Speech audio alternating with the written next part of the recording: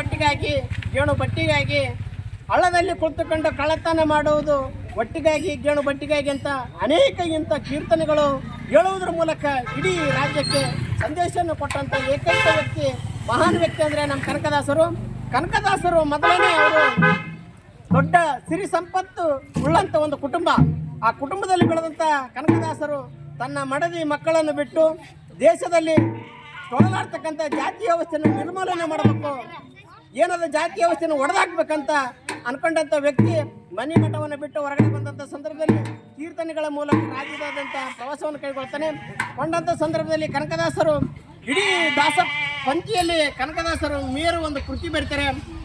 ಮೋಹನ ತಳಂಗಿರಿ ಆಗಿದ್ದು, ರಕ್ತ ನಳಚರಿತ್ರೆ ಆಗಿರ್ಬೋದು, ಇಂಥ ಅನೇಕ ಕೃತಿಗಳು ಬರೆಯುವುದರ ಮೂಲಕ ಜನರ ಸಾಹಿತ್ಯವನ್ನು ಮನವೊಲಿಸಿ ಜನರಿಗೆ ಸಾಹಿತ್ಯದ ಕಡೆಗೆ ಕೊಂಡೊಯ್ದು ಏಕೈಕ ವ್ಯಕ್ತಿ ನಮ್ಮ ಕನಕದಾಸರ ಜಯಂತಿ 537ನೇ ಜಯಂತಿ ಆಚರಣೆ ಮಾಡ್ತಕ್ಕಂಥದ್ದು ರಾಜ್ಯದಾದಂಥ ಇವತ್ತು ಸಡಗರ ಸಂಭ್ರಮದಿಂದ ದೊಡ್ಡ ಮಟ್ಟದಲ್ಲಿ ಕಾರ್ಯಕ್ರಮಗಳು ನಡೀತಾ ಇದ್ದಾವೆ.